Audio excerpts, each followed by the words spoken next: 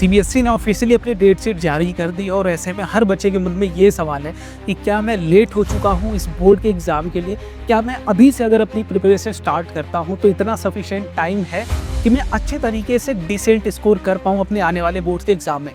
देखो यार, अगर मेरे ऊपर तुम बिलीव करो तो मैं अगर एक जेन्युइन आंसर करूँ, अगर एक बच्चा ऐसा हो जिसने अभी तक कुछ भी नहीं पढ़ा हो, इवन एक भी टॉपिक नहीं पढ़ा हो, तब भी अभी तुम्हारे पास टोटल 3 महीने हैं, मीन्स 90 डेज़ है। और इन 3 महीने का अगर बहुत अच्छे तरीके से तुम यूटिलाइज़ कर लेते हो तो तुम अभी ज़ीरो से भी स्टार्ट करते हो तो तुम्हारे पास बहुत प्रॉपर टाइम है। बट मेरे दोस्त, मुझे कहीं ना कहीं ये बातें ज़रूर पता है कि तुमने बहुत सारी चीज़ें पढ़ रखी है ऑलरेडी, किसी न किसी वीडियोस के थ्रू, किसी न किसी टीचर्स के थ्रू बहुत सारी चीज़ें पढ़ रखी है। देखो, इस चैनल पर तुम्हें मैं पर्सनली चैप्टर वाइज वो सारे 3 से 4 साल के PYQ सॉल्व करा रहा हूँ, जिसको अगर तुम एक एक करके सॉल्व कर लेते हो तो इवन एक बार थ्योरी करने के बाद सिर्फ वो एक सेशन देख लेते हो ना, तो हर एक चैप्टर से मैं गारंटी कर रहा हूँ कि सारे क्वेश्चंस तुम्हारे हो जाएंगे। उससे बाहर तुम्हारे बोर्ड के एग्जाम में भी पूछा नहीं जाएगा। अब देखो, तुम्हें चीज़ें कैसे करनी है, आगे कैसे मूव करना है, क्या माइंडसेट होना चाहिए, वो सब कुछ इस वीडियो में मैं तुम्हें बताने वाला हूँ। तो वीडियो को पूरा देखना, अपने दोस्तों तक शेयर भी कर देना और कुछ एक सरप्राइज भी तुम्हारे लिए मैं इस वीडियो में देने वाला हूँ। तो स्टार्ट करते हैं। सबसे पहले एक चीज के लिए कि एग्जाम के लिए अगर हम देखें तो जो सीबीएसई ने ऑफिशियली अपना डेट शीट रिलीज करा है, उसमें जो आपकी एग्जाम स्टार्ट हो रहे हैं वो 17 फरवरी से हो रहा है। टोटल 3 महीने रखने वाले हैं। देखो, मैं सबसे पहले चीज मान के चल रहा हूँ कि आपको जो यूटिलाइज करना है वो यूटिलाइज करना है पूरा नवंबर मंथ, पूरा का पूरा दिसंबर मंथ और पूरा का पूरा जनवरी मंथ।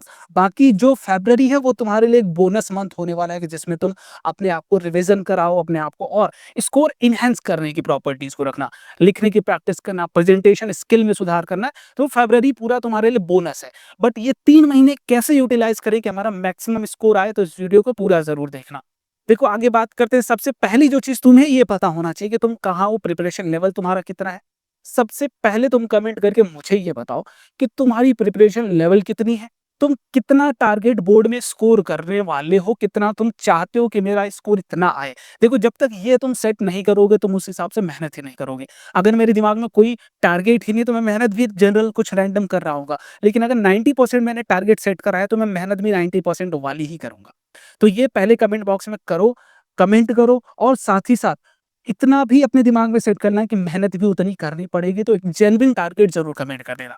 देखो, आगे बात करते हैं कि आगे कैसे चीजें हमें करनी चाहिए, क्या पॉसिबल है। तो मेरा सीधा सीधा जवाब यही है कि बिल्कुल पॉसिबल है और अच्छे तरीके से पॉसिबल है।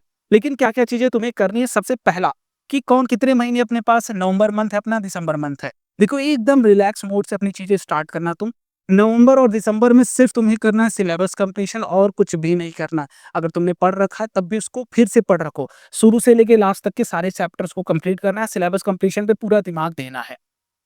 उसके बाद जनवरी वाले मंथ में आपको क्या करना है, सैंपल पेपर सॉल्व करना है, रिवीजन करना है। जो आपने यहाँ पढ़ रखा है इसी का रिवीजन करना है यहाँ पर। और साथ ही साथ जो भी आपके वीक टॉपिक्स हों, जब भी आप सैंपल पेपर सॉल्व कर रहे थे, जो भी आपको वीक टॉपिक्स लग रहे थे, उन सभी को क्लियर करना है, सॉल्व करना है।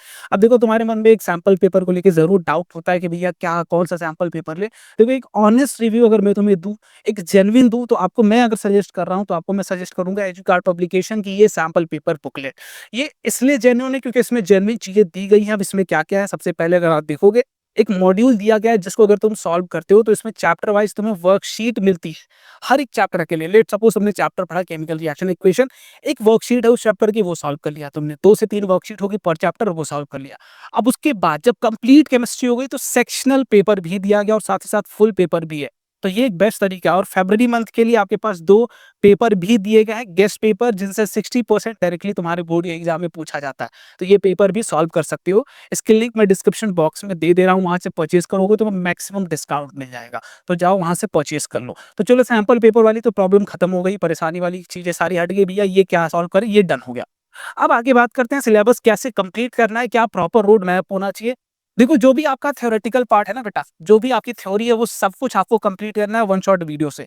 अब इतना टाइम नहीं है कि हम एनसीईआरटी के लाइन बाय लाइन पढ़ते जाएं, उसको समझते जाएं, फिर अपने से सीखें। नहीं, आपको वन शॉट उठाना है, लेकिन वो वन शॉट उठाना है जिसकी लेंथ लगभग 2 से 3 घंटे की हो पर चैप्टर। ऐसा नहीं कि 1 घंटे का वन शॉट उठा के देख ले, नहीं, वो उसके लिए जो रिवीजन कर रहा है। तो तुम्हें अगर चैप्टर सीखना है तो 2 से 3 घंटे या 3 घंटे से ज्यादा भी हो तो कोई प्रॉब्लम वाली बात है। लेंथ कभी कोई इश्यू मत बनाना लेंथ को, यहाँ लेंथ तुम्हारे लिए बेनिफिट है। तो पहला काम थ्योरी आपको वन शॉट से कंप्लीट कर लेना है। और दूसरी चीज, एनसीईआरटी रीडिंग ज़रूर करनी है क्योंकि मैक्सिमम चीज़ें तुम्हारी एनसीईआरटी से पूछी जाती हैं। साथ ही साथ उसकी एक्सरसाइज़ सॉल्व करना है और अच्छे तरीके से जितने भी डाउट्स आएँ सबको क्लियर कर लेना है। तो पहला काम वन शॉट से थ्योरी करो, फिर एनसीईआरटी स्किप नहीं कर रहा है उसके बाद करना है। अब आ जाती है बात प्रैक्टिस की, प्रैक्टिस के लिए चैप्टर वाइज़ पहले प्रैक्टिस करो।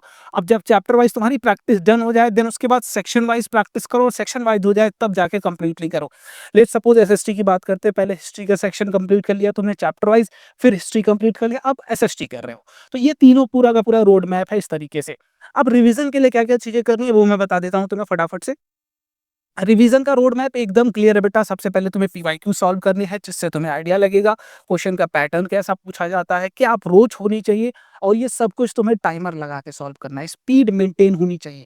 जो भी तुम 3 घंटे का सैंपल पेपर दे रहे हो, जो भी सैंपल पेपर 3 घंटे का होगा, उसको कभी 3 घंटे का टाइमर लगा के मत सॉल्व करना, उसको 2 एंड हाफ आवर का टाइमर लगा के ही सॉल्व करना, ये दिमाग रखना।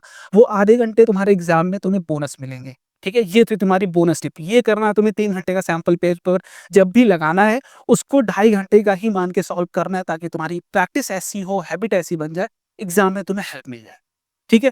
पीवाईक्यूज़ लगाने हैं, पीवाईक्यूज़ के बाद क्या करना है बेटा सैंपल पेपर लगाना है। ये दोनों तुम्हारी ये रिवीज़न प्रॉपर रिवीज़न करा देंगे।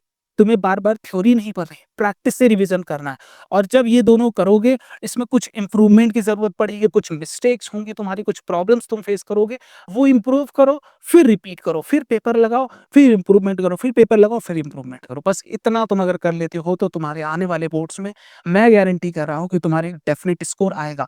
बट तुम्हें मेहनत करनी पड़ेगी। ये 2 से 3 महीने हैं, तुमने 6 महीने बर्बाद कर दिए हैं, उसको भूल जाओ। 3 महीने हैं, 3 महीने बचा लो, एक अच्छा स्कोर तुम्हारे बोर्ड के एग्ज़ाम में ज़रूर आ रहा होगा।